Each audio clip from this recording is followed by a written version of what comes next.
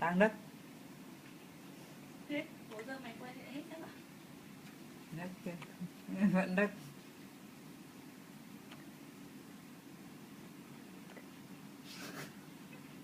Gật gù gật đầu. Đấy, khổ thế. Đấy.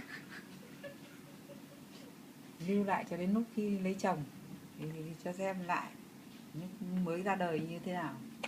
Đấy. Thế rồi.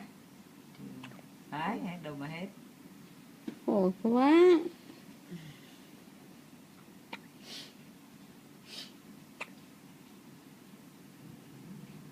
Đấy. Đấy, rồi xấu, làm xấu nha. Làm xấu nha. Ôi, rồi xấu nha. Ôi rồi. Chán đấy. Nấc chán quá nhỉ. Ừ.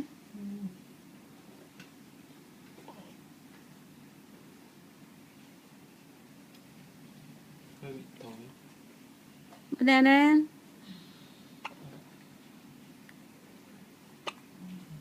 Đấy.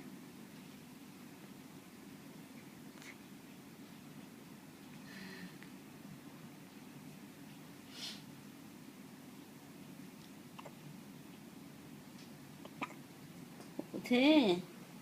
Sao lại khổ thế nhỉ?